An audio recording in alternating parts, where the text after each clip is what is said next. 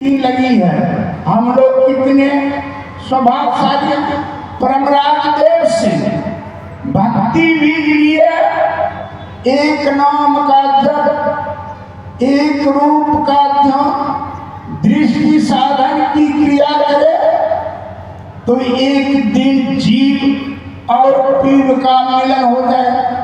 सत्य हरि का कहीं बाहर नहीं द्वार होता, सबके अंदर हरिद्वार होता है। हम लोग भक्ति बीज रूपी चाबी से अपने घर का पटका ताला को खोल दें, सबके अंदर हरि का दीदार होता है, सबके अंदर हरि का दीदार होता है। और यही कैसे दीदार होगा, यह संत महापुरुष हम लोगों को बताएंगे। सत्संग में जो संत महापुरुष बताते हैं सुनकर जब आचरण में उतारेंगे तभी ये लोक और परलोक दोनों सफरेगा। बार बार नर देनी सुरवीर चेत सके तो चेत, कहे कबीर रे, कहे कबीर रे, बोले श्री सदगुरु महाराज की जय। बहुत बहुत साधुवाद। महर्षि रमन के गुरु संत वेंटवाल ने कहा, हमारे शरीर में दो अमृत हैं, ध्वनि और प्रकाश। इसी के सहारे हम जीवित हैं, अंधकार ही विष है। इस शरीर में जब तक विष को नहीं निकालेंगे अमृत पान नहीं हो सकता। यही अमृत बताने के लिए हमारे बीच संत महापुरुष विराजमान हैं। आगे खड़े रहने निवेदन करूंगा। सदैव स्वामी जय कुमार बाबा से आप भी 10 मिनट का समय लेकर प्रतिपादित विषय पर अपनी प्रस्तुति करेंगे। बोलिए प्रेम से श्री सदगुरु महाराज जी।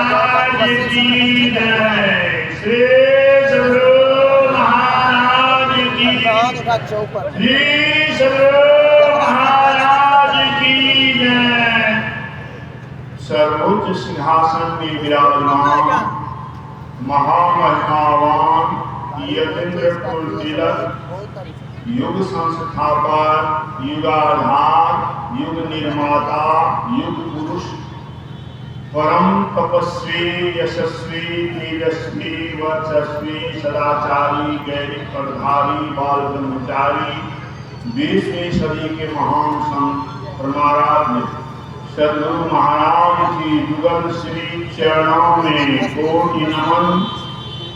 उनके ही मस्तिष्क स्वरूप ब्रह्मे पूज्यपाद महर्षि संत सेवी परम जी महाराज की युगल श्री चरणों में कोटि नमन। हृदय स्वरूप ब्रह्मे पूज्यपाद साहिब महर्षि साहिब स्वामी जी महाराज की युगल श्री चरणों में कोटि नमन। भागलपुर कृपा घाट में विराजमान महामहिमावान यतीन्द्र कुल तिलक गुरु महाराज की प्रतिरूप संत मत के वर्तमान आचार्य महर्षि हरिनंदन पंत जी महाराज की युगल श्री चरणों में प्रणाम। स्वनिवास में विराजमान महामहिमावान गुरु सेवी पूज्यपाद स्वामी भगीरथ जी महाराज एवं गुरु चरण सेवी पूज्यपाद स्वामी परमदान जी महाराज की युगल श्री चरणों में प्रणाम। व्यास पीठासीन अर्चनीय वंदनीय मुद मंगलमय पूज्यपाद सत्यकाल जी महाराज, नरेंद्र जी महाराज एवं समस्त गुरुजनों की चरणों में प्रणाम। उपस्थित भागलपुर जिला संतों सत्संग समिति के तमाम पदाधिकारीगण एवं कुशल उद्घोषक, उपस्थित धर्म प्रेमी सज्जन वृंद, माताओं एवं धर्मशिला बहनों, अभी हम लोग रामचरितमानस से पाठ को सुन रहे थे, जिसमें काकभुसुंडी जी गरुड़ जी को समझाए हमारा कैसा देश, यहाँ पक्षी पक्षी में वार्ता हो रही है, पक्षी भी धर्म ज्ञानी है। गरुड़ जी ने पूछा, गरुड़ जी से पूछा काकभुसुंडी जी से गरुड़ जी ने पूछा, प्रथम ही कहा नाथ मति धीरा, सबके दुर्लभ कवन सलीला। काकभुसुंडी जी ने कहा नरतन सम नहीं कब होते ही, जीव विचारा चल जात जी। मनुष्य शरीर के समान दूसरा कोई शरीर नहीं है। जितने जीव हैं चलने वाले नहीं चलने वाले, वृक्ष पहाड़ आदि नहीं चलने वाले और पशु पक्षी कृमि चलने वाले, जितने जीव हैं सारे जीव याचना करते हैं कि हमको मनुष्य का शरीर। क्यों याचना करते हैं? यह शरीर क्या कहा? नरक स्वर्ग अपवर्ग निसेनी, ज्ञान विराग भगवती सुख दे। इस शरीर में नरक की ओर जाने की सीढ़ी लगी हुई है, स्वर्ग की ओर जाने की सीढ़ी लगी हुई है और अपवर्ग की ओर जाने की सीढ़ी लगी हुई है। इसमें रहने वाला जीव जिधर जाना चाहे जा सकता, इसमें से किधरों नहीं जाएंगे सो नहीं, जाना तो है। नहीं तो नरक तैयार है तेरे जाने के लिए, मेरा नरक तो तैयार है जाने के लिए। इसीलिए इस शरीर को पा करके आप हम लोग अगर पुण्य कर्म करते हैं, शुभ कर्म करते हैं, तो समझिए स्वर्ग की सीढ़ी पर चढ़ने के लिए तैयार। और इसमें अगर संत सद्गुरु से सद्गुरु जानकर ध्यानाभ्यास करते हैं, उस ओर चलते हैं, तो समझिए मौत की ओर जाने की सीढ़ी पर चढ़े हुए। और नहीं अगर पाप कर्म ही करते हैं, हरदम है तैयार तो पाप कर्म कमाने के लिए और कुछ तो समय निकाल हरि गुण गाने के लिए, अगर पाप कर्म करते हैं तो नरक की ओर जाने की सीढ़ी है। नरक की सीढ़ी को हम लोग जा रहे हैं। उन्होंने गुरु महाराज बतलाए, इसमें हम लोग आंख बंद करते हैं, देखते हैं सामने अंधकार देखते हैं, यही नरक की सीढ़ी है। जब तक अंधकार है, तम है, वहां तक जम है। महर्षि संत प्रभु जी महाराज कहते हैं तम में जहां तक है वहां तक जम है। तम को पार कर गए तो समझिए जम को पार कर गए। अर्थुल दृश्य पिंड तोर भारा अंधकार घोर। तो मैंने कहा तीर पैसी पार हो, तीर हो करके प्रवेश करके जो पार कर जाओ, अगर पार कर जाओगे। इसीलिए इस शरीर में हम लोगों के परमात्मा सतगुरु समझाए यह शरीर क्या है। गंग जमुन जुगधार मदन सरस्वती बही, फुटल मनुष्यवा के भाग गुरु गमनाई। गंग जमुन और मद होते हुए सरस्वती की धारा बहती है, और मनुष्य शरीर में आकर के भेद को जान गए तब तो बड़भागी हैं, नहीं तो फुटल मनुष्यवा के भाग गुरु गमनाई। उसी भेद नहीं मन का भाग फूट गया। या गंग जमुन और सरस्वती का संगम कहा प्रयागराज में, हाँ नहीं, इसी शरीर के अंदर ही भोला बाबा ने पार्वती जी को समझाया ज्ञान संगीत तत्व में।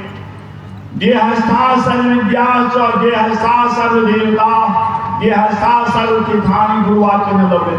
इसी शरीर में सारी विद्या है, सारे देवता और सारे तीर्थ विराजमान है। और क्या है?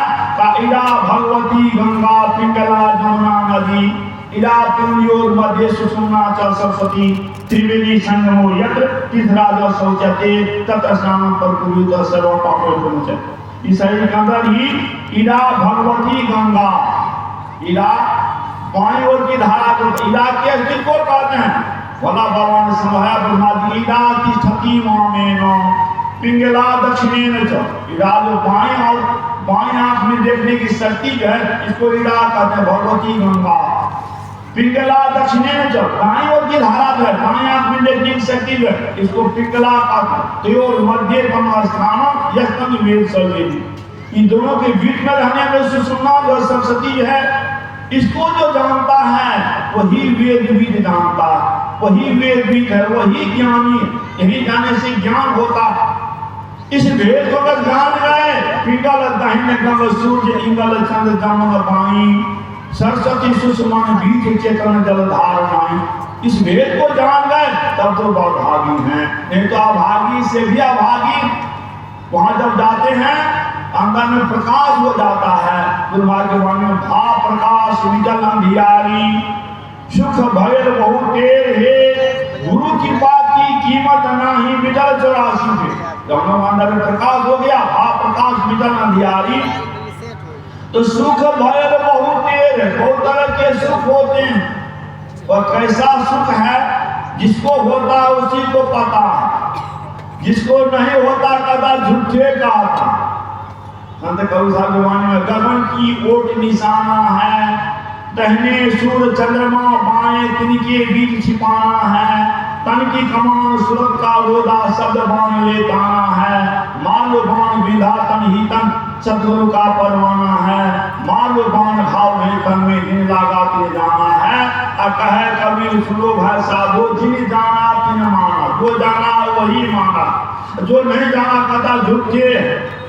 इसीलिए इस भेद को जान करके हम लोग अंदर में प्रकाश की सीढ़ी पर चढ़ जाते हैं, समझिए स्वर्ग की सीढ़ी पर चले गए।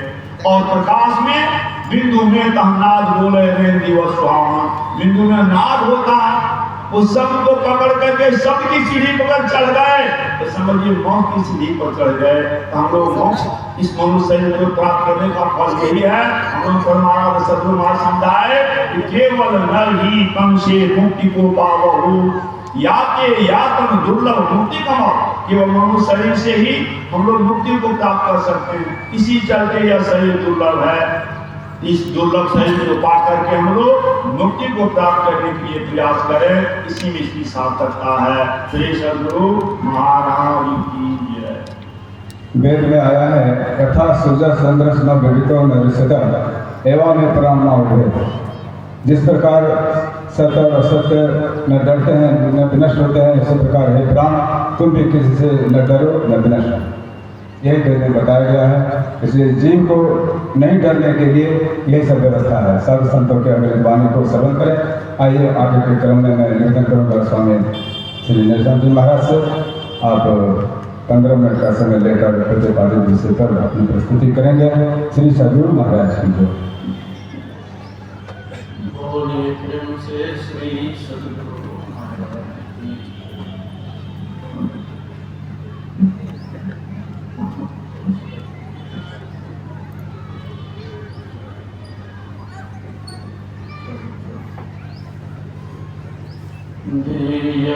सदा परिभवग्नमभिष्टदोहम् तीर्थास्पदं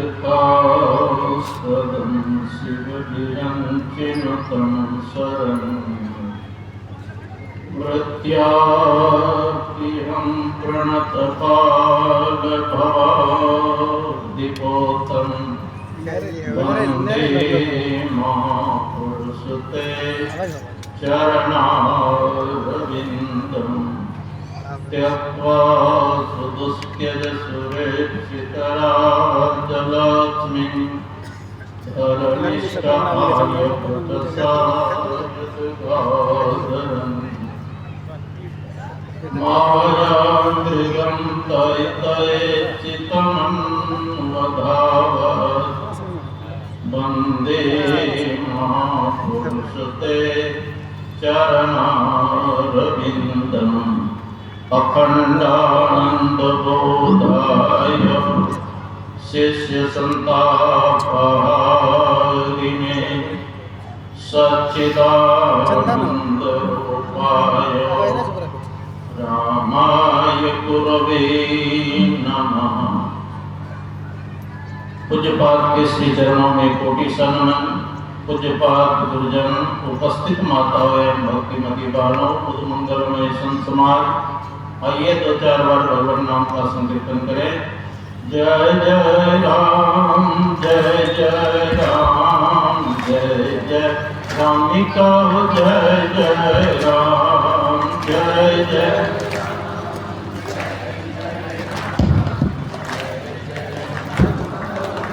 जय राम, जय जय राम, जय जय राम, जय जय रामिका, जय जय राम, जय जय राम, जय जय राम, जय जय राम कहो जय जय राम। जयति जयति जय राम, हो राम राम जयति जयति जय राम, हो राम राम। जयति जयति जय राम, हो राम राम जयति जयति जय राम, हो राम राम।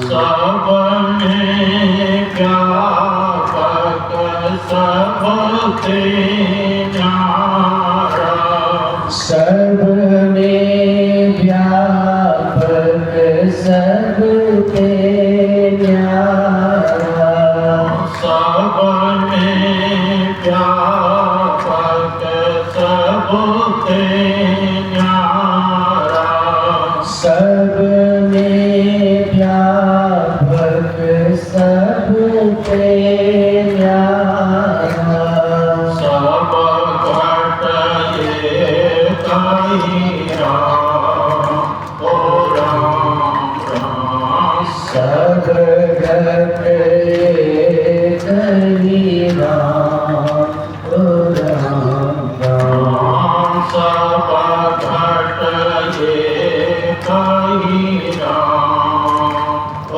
राम राम। सब घट कहीं राम, ओ राम राम। बोलिए प्रेम से श्री सद्गुरु महाराज। गुरु महाराज की असीम कृपा से हम लोग 2 दिवसीय संत मत सत्संग में बैठे हुए हैं। संत मत सत्संग के द्वारा एक ईश्वर भक्ति का प्रचार प्रसार किया जाता है। एक जंगल में एक कबूतर और कबूतरी रहते थे घोंसला बनाकर। कबूतर को कबूतरी के प्रति बड़ा प्रेम और कबूतरी को कबूतर के भी प्रति बड़ा प्रेम। मतलब शरीर 2 था लेकिन आत्मा से एक मिला हुआ। समय पाकर के कबूतरी ने कबूतर के पास 2 अंडा दिए। दोनों अंडा पुष्ट हुए, उनसे 2 बच्चे निकले कोमल कोमल। और परिवार बढ़ गए, 2 से 4 हो गए। कबूतर और कबूतरी दूर दूर चारा करने के लिए जाती थी और चारा करके अपने बच्चे का लालन पालन करती। एक दिन क्या हुआ, एक बैलिया आया और अपना जाल फैला दिया, कुछ दाना डाल दिए। कबूतरी के जो बच्चे थे उदक उदक कर गए, उसी जाल में दोनों जाके फंस गए। तब तक में कबूतरी आई, देखती है मेरे प्राणों के टुकड़े दोनों बच्चे फंस गए। क्या वो कबूतरी अपने बच्चे को बचा सकती है? बचा तो सकती नहीं, विलाप करने लगी और इतना प्रेम उमड़ा कि स्वयं कबूतरी भी जाके उसी जाल में फंस गई। तब तक में कबूतर आया, देखा मेरे प्राणों के टुकड़े दोनों बच्चे फंस गए, मेरी अर्धांगिनी पत्नी भी फंस गई, अब मैं जीकर क्या करूं, मेरा तो जीवन विधवा के समान हो गया। कबूतर के भी प्रति मतलब इतना प्रेम हुआ कि कबूतर स्वयं भी जाकर के उसी जाल में फंस गए। व्याधा का काम बन गया, कबूतर और कबूतरी दोनों बच्चे को लेकर व्याधा अपने घर चंपत चले। सुखदेव जी महाराज कहते यही हालत हम लोगों का है, कबूतर और कबूतरी से विशेष नहीं। देख रहे हैं कि मर मर के सब जमराज के घर भर रहे हैं और जो बचे हैं उसको चिंता है कि मेरा नंबर लगने वाला है। यह प्राप्त मानुषम लोकम मुक्ति द्वार मपावृतम गृहेश तदसत्तम तस्मारूढ़ं सुखम विदु। सुखदेव जी महाराज कहते हैं परीक्षित से, यह मनुष्य शरीर क्या है? खुला हुआ मोक्ष का दरवाजा। ऐसे शरीर को प्राप्त करके जो घर गृहस्थी में भी लालन पालन में लगे रहते हैं, संसार के सिवा और उसको कुछ मालूम ही नहीं है, तो कहते यह प्राप्त मानुषम लोकम मुक्ति द्वार मपावृतम गृहेश सर्वसत्तम तस्मारूढ़ं सुखम विदु। मानो बहुत ऊंचा चढ़ करके नीचे गिर गए। और देखो जो पहले से गिरा है वो कहाँ गिर के गया, जो नहीं गिरा है उसको न डर है। हाँ, मैं जब बनारस में रहता था तो बगल में हरिश्चंद्र घाट और मणिकरण घाट, देखे कि वो दिन भर में सैकड़ों लाश जलता है उसमें। और जो ड्रोन सब थे वो चाय भी पी रहा है और उड़ा भी मार है ना, पान भी खा रहा है और उड़ा भी मार रहा है सुबह। और जो अच्छे अच्छे वस्त्र होता था उसको भी अलग कर लेता था, उसको आयरन करके फिर बेच देता था। और जो लकड़ी जो होता है ना जला के वस्त्र पहन होता उसको भी गंगा जल से मतलब धो करके ले करके फाड़ के उसमें भोजन बनाते थे, उसको कोई घृणा नहीं। तो शास्त्र में यही दिया है, जो पहले से गिर गए हैं वो गिर के अब कहाँ जाएगा। जैसे आप लोग नीचे है, गिरेंगे तो हल्का सा चोट लगेगा, और हम लोग जो ऊपर में है गिरेंगे तो आपसे अधिक चोट लगेगा। और जो एक मंजिला से गिरेगा तो और चोट लगेगा। कोई हवाई जहाज से गिरेगा एक एक हड्डी उसका छिटक। तो जो जितना ऊपर रहता है उसको उतना ही भय है ना। तो 84 लाख योनियों में यह मानव शरीर श्रेष्ठ है। ऐसे शरीर को प्राप्त करके अगर विषय में ही लगे रहे तो मानो ऊपर से नीचे गिर गए। 184 भरमी के पांव पर अट के आए, आपकी पासा ना पड़े तो फिर 84। आहार निद्रा भय में तो नम च सामान्य में तत्स्वीर नारायण ज्ञानम नारायणम अधिकम विशेषो ज्ञाने महीना पश्चिमी समान। आहार मतलब भोजन करना, निद्रा मतलब सो जाना, भय मतलब डर लगना, मैथुन माना संतान उत्पन्न करना। का ये 4 काम पशु और मनुष्य में बराबर है। मनुष्य भी भोजन करते हैं, पशु भी भोजन करते हैं। मनुष्य भी सोते हैं, पशु भी सोते हैं। मनुष्य को भी भय लगता है, पशु को भी भय लगता है। मनुष्य भी संतान उत्पन्न करते हैं, पशु भी करते हैं, चार काम तो बराबर है ना। तो मनुष्य शरीर में क्या विशेषता है? अब मनुष्य शरीर में ज्ञान की विशेषता है। अगर ज्ञान नहीं है तो ज्ञान नहीं ना, पशु समाना। बिना ज्ञान के यह मनुष्य पशु के समान। और कैसा पशु? तुलसीदास जी महाराज लिखते हैं, रामचंद्र के भजन बिनु जो चाह पद निर्वाण, ज्ञानवंत पिसो नर पशु बिनु पूछे किसान। जो भगवान के भजन किए वगैरह मोक्ष पद को प्राप्त करना चाहते हैं, तो तुलसीदास जी महाराज कहते हैं मनुष्य होते हुए पशु है। कैसा पशु? बिना पूंछ और सींग का। देखें पशु बिना पूंछ और सींग का पशु, ये मानव को ही बने। अगर ज्ञान नहीं है, ज्ञानान मोक्ष ममाप्नोति तस्मात् ज्ञानं परात्परम् यतो हि ज्ञानदानेन मोक्षमस्तं त्यजेत्। जिस ज्ञान से मोक्ष मुक्ति प्राप्त हो। देखो चार प्रकार के ज्ञान, जैसे मैं कहा आप लोग सुन रहे हैं, इसको कहते हैं श्रवण ज्ञान। महाराज जी ने क्या कहा उस पर आप विचार करें, उसको कहते हैं मनन। हाँ महाराज जी ठीक ही कहा। आत्मज्ञान प्राप्त करने के लिए, मोक्ष प्राप्त करने के लिए संतोष युक्ति जान लेना। और महाराज जी से आप दीक्षा ले लिए, एक नाम का जप, एक रूप का ध्यान, दृष्टि और अनुसंधान करने लगे। जो करने लगे इसी का नाम है निध्यासन। अब करते करते जब अंतिम ज्ञान होगा उसी को कहते हैं अनुभव ज्ञान, उसी को कहते हैं आत्मज्ञान, उसी को कहते हैं अपरोक्ष ज्ञान, उसी को कहते हैं प्रत्यक्ष। अंतिम ज्ञान जिससे मोक्ष मिलता है।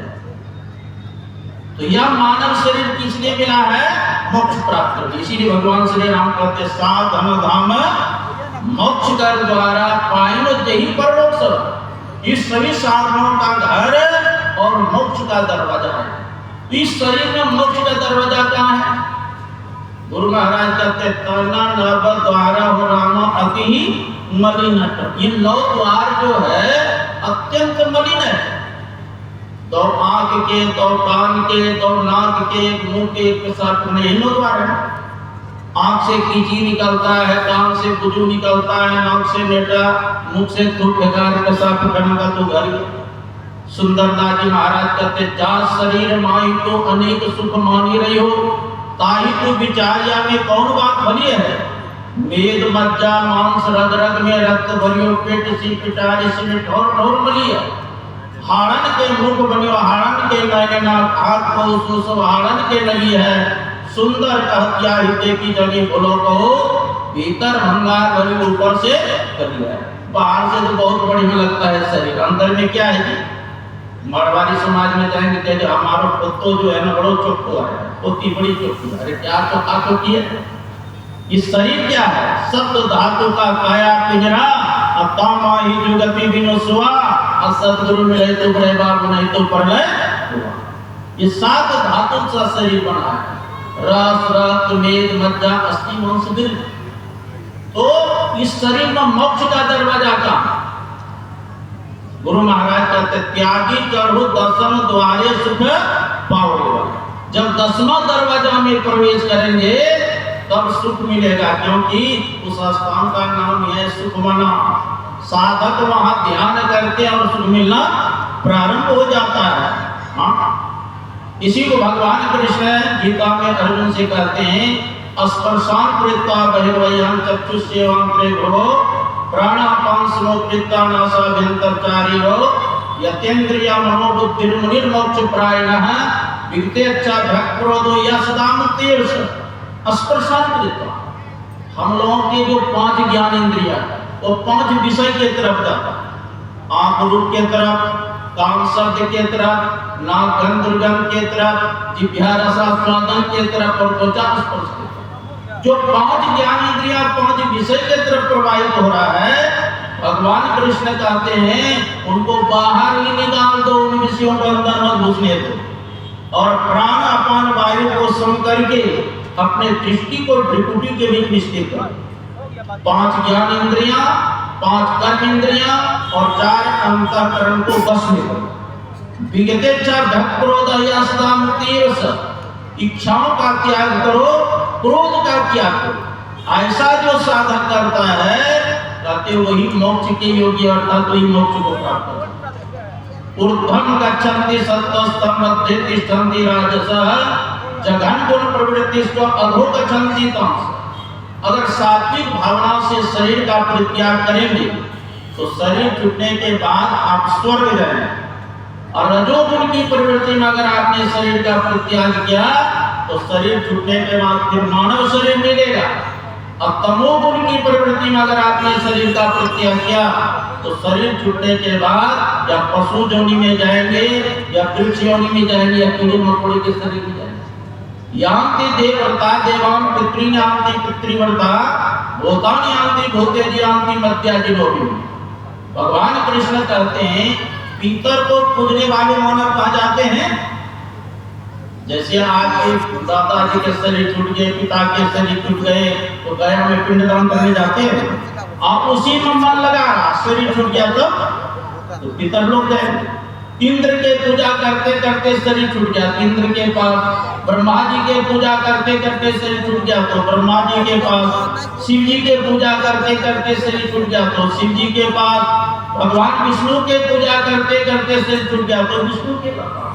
और भगवान कृष्ण कहते हैं मेरा स्मरण करने वाला, मेरा चिंतन करने वाला, मेरा भजन करने वाला अंत में मुझको ही प्राप्त करता है। इसीलिए कहा सर्वधर्मान् परित्यज्य माम् एकं शरणं व्रज अहं त्वा सर्वपापेभ्यो मोक्षयिष्यामि मा शुचः। हे अर्जुन, सभी धर्मों को त्याग कर मेरे शरण में आ जा, मैं तुझे सभी पापों से मुक्त कर दूंगा, मां शुचः चिंता मत करो। देखो जितने धर्म ग्रंथ है सब में कहा गया कि धर्म और कर्म करना चाहिए।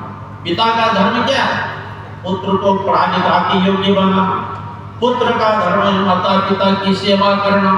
गुरु का धर्म है शिष्य को योग्य बनाना।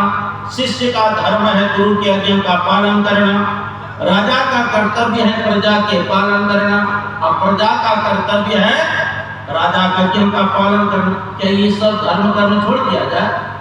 भगवान कृष्ण का कहने का मतलब है आंख का धर्म है देखना, कान का धर्म है सुनना, नाक का धर्म है सुनना, जिह्वा का धर्म है रसास्वादन करना, त्वचा का धर्म है स्पर्श। 5 ज्ञानेंद्रियों का जो धर्म है भगवान करके इसका त्याग करके मेरा स्मरण करो, मेरा चिंतन करो, मैं तुझे सभी पापों से मुक्त कर दूंगा, मां शुचः चिंता मत। वेद व्यास जी महाराज 18 पुराणों की रचना की, उसमें सारगर्भित क्या था? अष्टादश पुराणेषु व्यासस्य वचनद्वयम् परोपकाराय पुण्याय पापानां परिहाराय। 18 पुराणों की सारगर्भित उन्होंने अष्टादश पुराणेषु व्यासस्य वचनद्वयम्, दो ही वचन से परोपकाराय पुण्याय, परोपकार करना ये सबसे बड़ा पुण्य है। पापानां परिहाराय, दूसरे को काम देना सताना यही सबसे बड़ा पाप। परहित शरीर से धर्म नहीं भाई, और पर पीड़ा सब नहीं अजमाई। दूसरे का परहित शरीर से धर्म नहीं, दूसरे का हित करना इससे बढ़कर के धर्म नहीं है, और दूसरे को पीड़ा देना कर देना इससे बढ़कर के पापी है। तो संतोष युक्ति जान करके हम लोग साधन पूजा करें तो परम कल्याण होगा। बोलिए श्री सद्गुरु।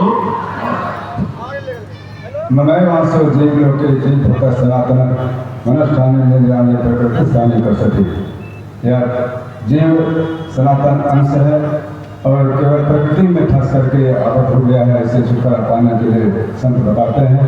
हमारे बीच अंतर्राष्ट्रीय प्रवक्ता स्वामी श्री सत्यप्रकाश जी महाराज हैं। इन्होंने प्रातःकालीन सत्संग में कहने की कृपा किए थे अंतर्राष्ट्रीय संतमत की क्या परिभाषा है। तो जिनके सहचर मंदिर मस्जिद गिरजाघर गुरुद्वारा है, सबको सच्ची राह बताए, यह संतमत हमारा है, यह संतमत हमारा है। आइए अभिवादन करते हैं स्वामी सत्यप्रकाश जी महाराज से। आप आने तक अपने प्रवचन में सबको मार्गदर्शन करें। बड़े प्रेम से श्री सद्गुरु महाराज।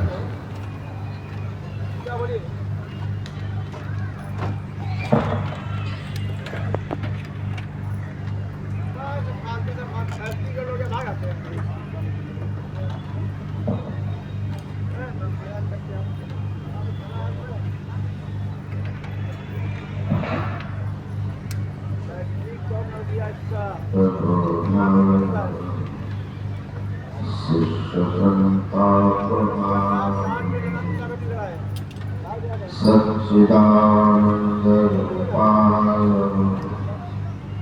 रामाय गुरवे नमः। धन्य धन्य सद्गुरु सुखदा महिमा परिजा जो तुम कृपा मोते कछु न बसाए। स्वर्गवास में विराजमान पूज्यपाद गुरु श्री स्वामी श्री भगीरथ जी महाराज एवं पूज्यपाद गुरुचरण श्री स्वामी श्री परमोद जी महाराज के पावन पाद पद्मों में नमन। इस पावन मंच पर उपस्थित पूज्य स्वामी नरेशानंद जी महाराज, जय कुमार जी महाराज, स्वामी नरेंद्र जी महाराज एवं सभी वंदनीय साधु समाज के श्री चरणों में नमन। परम आदरणीय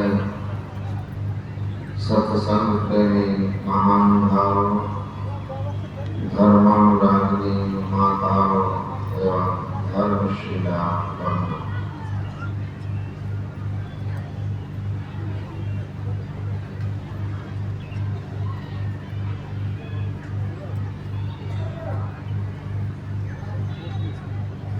एक गांव में एक भिखारी रहता था। उसका जीवन यापन भिक्षावृत्ति से गुजरता था। वृद्धावस्था जब हो गई, अति वृद्ध हो गया, तो उसने गांव के कुछ लोगों को बुलाया और कहा, एक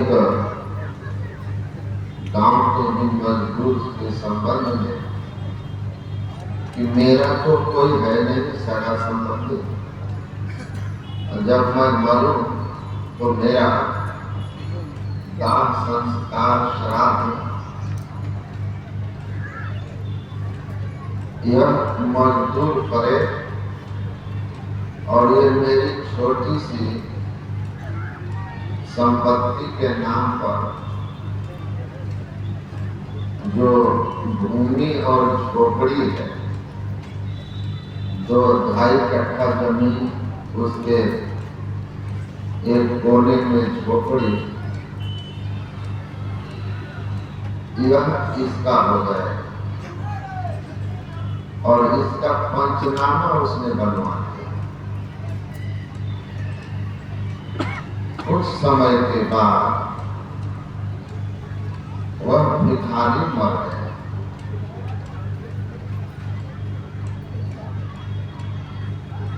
उस शर्त के अनुसार उस मजदूर ने जो नियम था वह नियम श्राद्ध का पूरा कर दिया, और उसके जमीन पर दूसरी तरफ उसने पशुओं को बांधने के लिए एक नया झोपड़ी बनाया, और जहां कोने में उसकी झोपड़ी थी वहां उसने जल की व्यवस्था के लिए एक कुआं खोदना शुरू किया। कुछ दूर तक जब वह कुआं खुदाई किया तो उसे लगा कि यह कोई पुराना महल का खंडहर है, और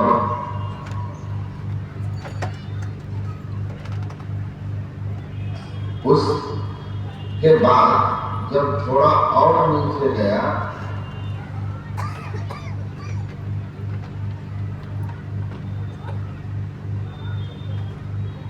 तो उसे एक कलश मिला, वो सोने का था। जब उस कलश का मुंह खोला तो उसमें सोने के सिक्के भरे हुए। मजदूर को खुश हुआ क्योंकि वह रातों रात मजदूर से उस इलाके का सबसे अमीर आदमी हो गया था, क्योंकि उसे स्वर्ण कलश स्वर्ण सिक्कों से भरा मिला था।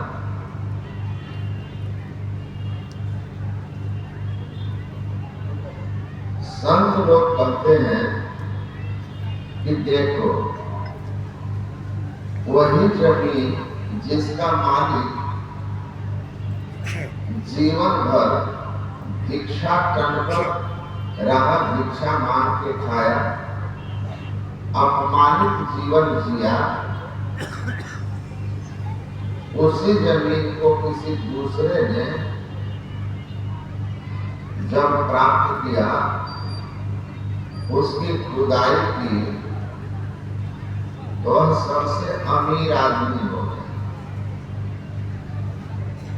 भिखारी भिखारी इसलिए बना रहा, वह जमीन के नीचे कभी जाने का, उसके अंदर को जानने का, उसके अंदर कुछ खोजने का प्रयास नहीं।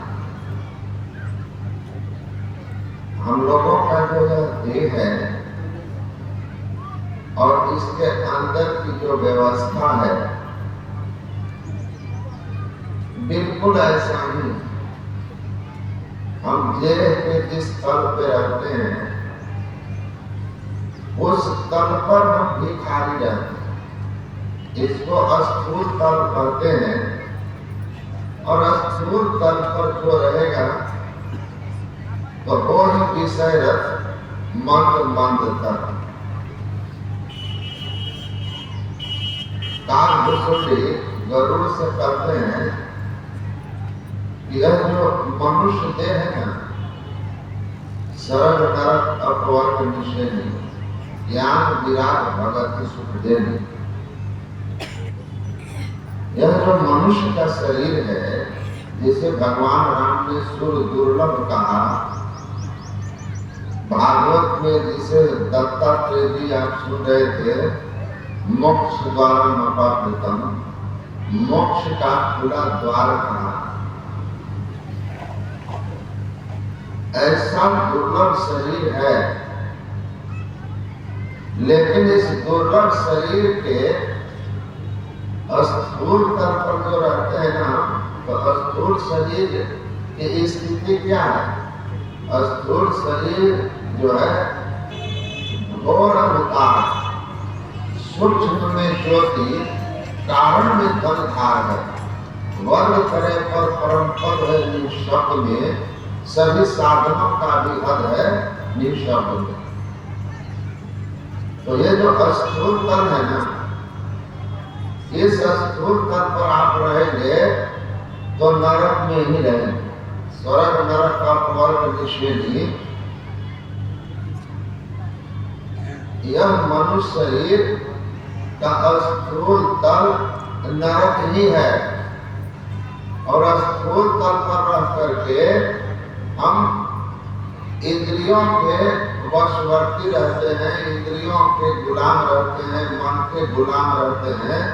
अब परिणाम होता है कि कबीर साहब कहते हैं, मनवा अजब तुम्हारो खेल, इतुत जीवन देत ढके, मांग मांग वह राजा होगा, तू दाता तो ही दे।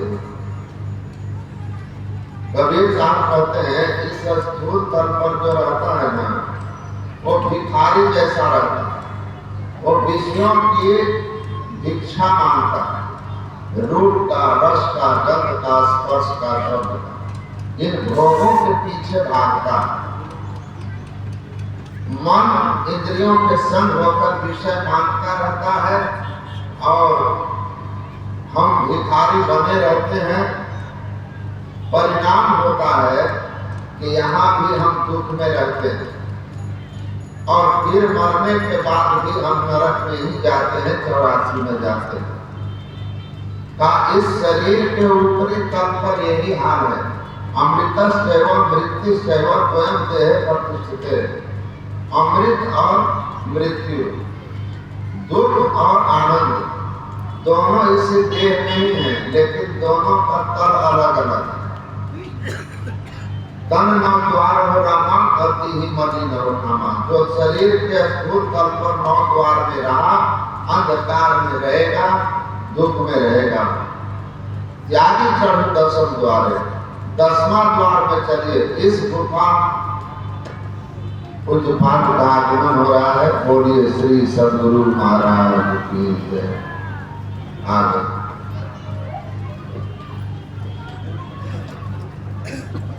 स्वागतम गुरुदेव शरणागतम गुरुदेव। स्वागतम गुरुदेव शरणागतम गुरुदेव। स्वागतम गुरु स्वागतम गुरु स्वागतम गुरुदेव। स्वागतम गुरुदेव शरणागतम गुरुदेव। स्वागतम गुरुदेव शरणागतम गुरुदेव।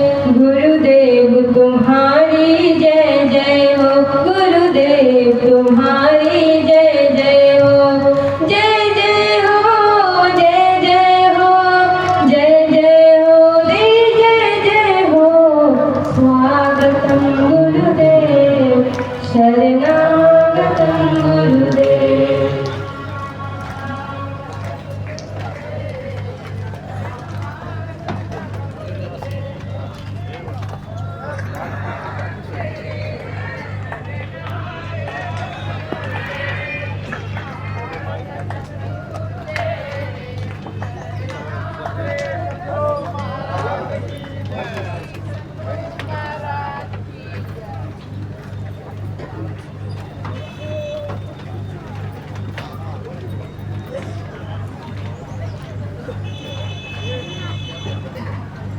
बैठ जाइए आप लोग।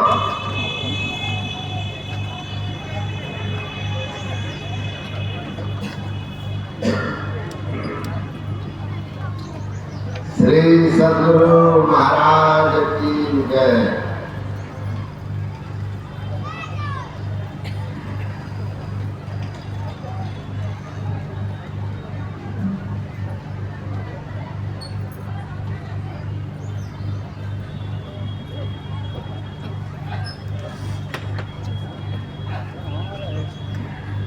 तो मैं कह रहा था कि हम इस शरीर के जब स्थूल तल पर रहते हैं तो यह तल अंधकारमय तल है। भिखारी रहते हैं, विषयों के दरिद्र रहते हैं।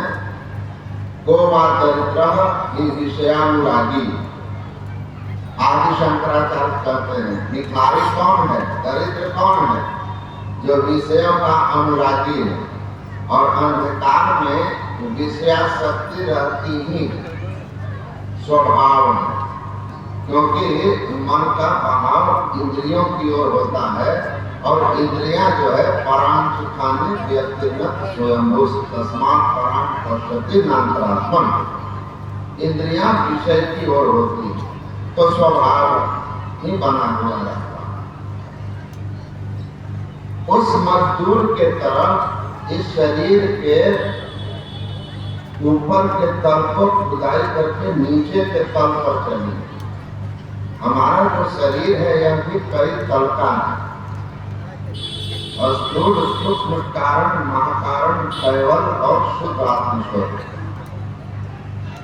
तो हम लोग जब अंधकार में रहेंगे, स्थूल तल पर रहेंगे, तो युधिष्ठिर को भीष्म पितामह ने कहा कि वहां तो मृत्यु ही रहेगी, विषय ही रहेगा, विष ही रहेगा। क्योंकि वास्तव में विष क्या है? तो कहा विषाद विषम किम विषय समस्त। ये जो 5 विषय है ना, रूप रस गंध स्पर्श और शब्द, ये 5 विषय विष के समान है। और अंधकार तल पर रहने वाला जीव दरिद्र है, इन विषयों का भिखारी है। तो बार बार मृत्यु मिलेगी, नरक मिलेगा, दुख होगा। तो कहा कि यह स्वदेह स्थूल तल पर जब जीव है तो उसका देह ही उसका दुखालयम है, दुखालयम दुखों का घर है। जब इस तल के ऊपर जाओगे अमृत से, वो अमृत कहाँ है? अमृत कहाँ है?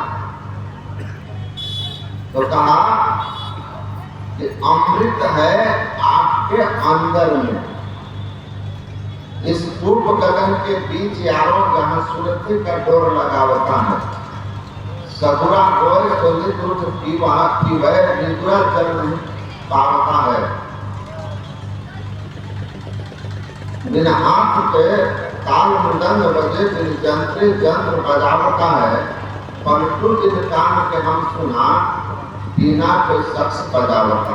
इस पूर्व गगन के बीच यारों, ये जो आंख बंद करने पर घोर अंधकार देखते हैं, इस घोर अंधकार के ठीक बीच में, ठीक मध्य में बाएं दाएं पीछू पांचों त्याग, शस्त्र बीचों बीच एक निशान दृष्टि की लाल। दोनों आंखों के ठीक मध्य में एक स्थान है सुषुम्ना, वही अमृत का कुंड है। वहीं जो जाता है उसको अंतर ज्योति और अंतर नाग रूपी अमृत की प्राप्ति होती है। सुषुम्न के झीना नाग से अमृत की धारा बही रही। उसी 10वें द्वार को मोक्ष का द्वार कहा, और उसी मोक्ष द्वार के लिए कहा कि मनुष्य शरीर देव दुर्लभ है, सरल नरक अपवर्ग निषेधी। तो प्रकाश में जो चला गया ना, गुरु महाराज कहते हैं स्वर्ग की सीढ़ी पर है, अंधकार में है, वो नरक की सीढ़ी पर है, नरक में है। आज जो शब्द की धार पकड़ लिया, चेतन धार शब्द की धार पकड़ लिया, वह मोक्ष की सीढ़ी पर है। तो इस तरह से हमारे शरीर के तल में तो भिखारी बने रहेंगे जब स्थूल तल पर रहेंगे, और इस शरीर रूपी तल की, शरीर रूपी भूमि की खुदाई करके जैसे जैसे अंदर जाएंगे तो भजन में बहुत आनंद आनंद। गुरु महाराज कहते हैं अंदर बसते जाओगे, आनंद बढ़ता जाएगा। अंतर के अंतिम तम में जब पहुंच जाओगे तो परम तत्व परमात्मा की प्राप्ति हो जाएगी और तुम्हारा परम कल्याण हो जाएगा। तो 10वें द्वार को पाने के लिए हमको अमृत पाना है, तो 10वें द्वार में जाना होगा, और इसके लिए गुरु की युक्ति चाहिए, तब हम इस मानव जीवन को सफल कर पाएंगे। कुछ श्री गण मंच पर विद्यमान है, मैं उनके श्री चरणों में नमन करके अपनी वाणी को विराम देता हूँ। बोलिए श्री सद्गुरु महाराज की। अब स्वागत गान के लिए स्वागत गान के लिए रितिका कुमारी, अंजना कुमारी, सृष्टि कुमारी, लक्ष्मी कुमारी, साक्षी कुमारी, कोमल कुमारी, काजल कुमारी, नेहा कुमारी, आरती कुमारी, ये प्रस्तुत करके माइक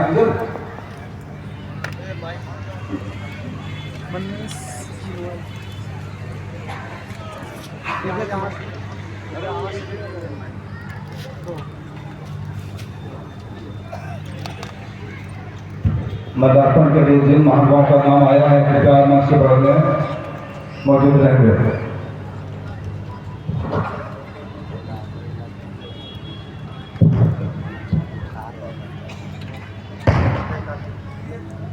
शुरू करो, आप हटिए तो आगे से हो सकते।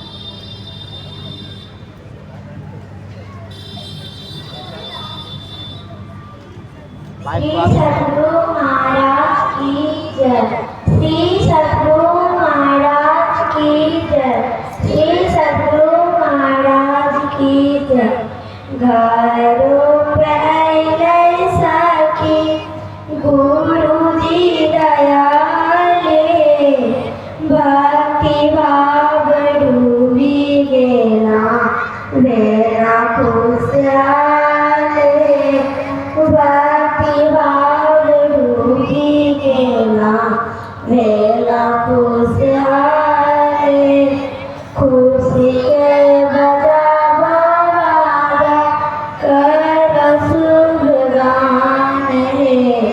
झूमी झूमी नाचो सब देई देई ताले झूमी झूमी नाचो सब देई देई ताले गायो पहले सखी गुरुजी दया रे बाती बाब डूबी गेला मेरा खुशहाले बाती बाब डूबी गेला मेरा खुशहाले सिंहासन लावो जल्दी आसनी बिछाए गुरु के बैठाई करी दुआ पद पाले गुरु के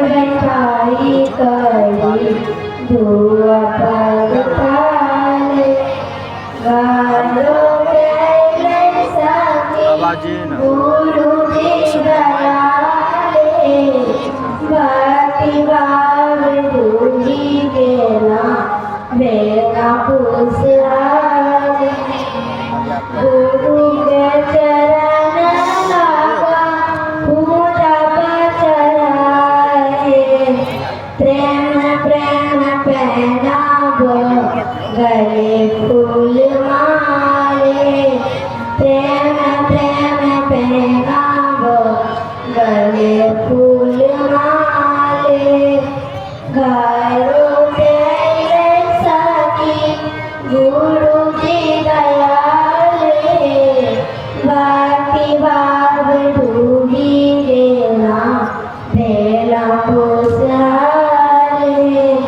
बाती बाब डूबी गेला मेरा खुशहाले गुरु के लगावो रुचि कर चीजे शीतल प्रसाद खावो जगावो सुहारे शीतल प्रसाद खावो जगावो सुहारे गायो पहले सखी गुरु जी दयाले बाती बाब डूबी गेला मेरा खुशहाले बाती बाब डूबी गेला मेरा खुशहाले गुरु जी पलंग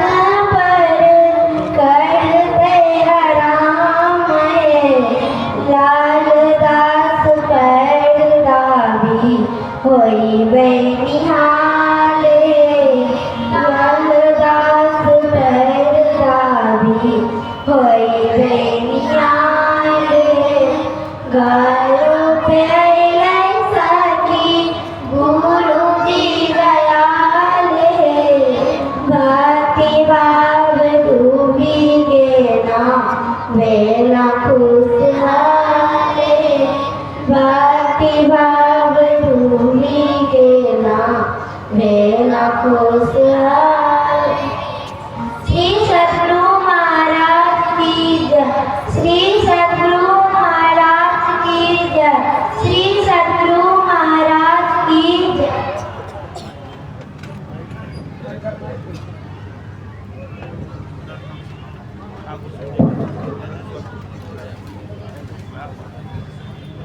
अब मालापुर के कुछ कार्यक्रम हैं। मैं निवेदन करूंगा भागलपुर जिला संतरा सत्संग का 75वां वार्षिक अधिवेशन भरपूर नवादा खड़ी द्वितीय पाली में मालार्पण के कार्यक्रम भागलपुर जिला समिति एवं आयोजक समिति श्री कृष्ण मोहन शाह वे संरक्षक हैं। आपसे निवेदन है बनारस संसद महाराज को मालार्पण करेंगे। आइए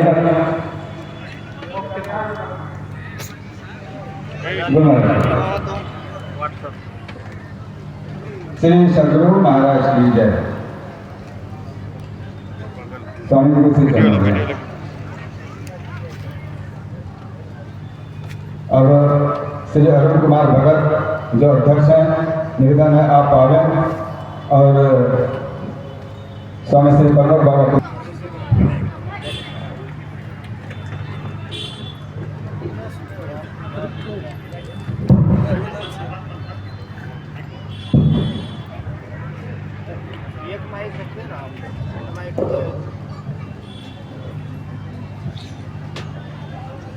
प्रेम से बोलिए।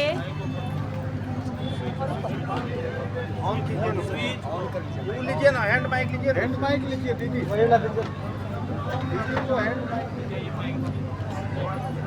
श्री विजय बाबू हैं जो मेरा अर्पण कर रहे थे। अरे हैंड माइक दीजिए ना, हटाइए ना उसको, इधर से पीछे से जाइए वहाँ। प्रेम से बोलिए श्री सद्गुरु महाराज की, श्री सद्गुरु महाराज की, श्री सद्गुरु महाराज की।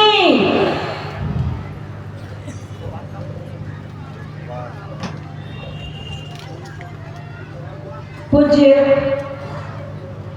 संत सद्गुरु महर्षि लेही परमहंस जी महाराज अर्थात अपने गुरु महाराज के पावन कमल में सत सत नमन, कोटि कोटि नमन। मंच पर उपस्थित गुरु सेवी स्वामी भैरव बाबा के कमलों में सत सत नमन।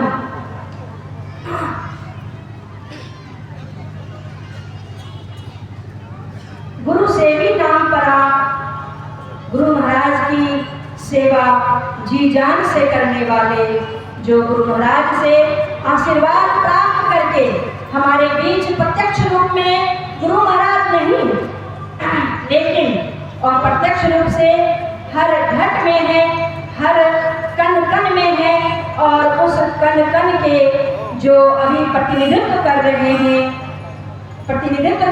हैं वो अपने आचार्य श्री हरिनंदन परमहंस जी महाराज और उनके ध्वज को आगे बढ़ाने के लिए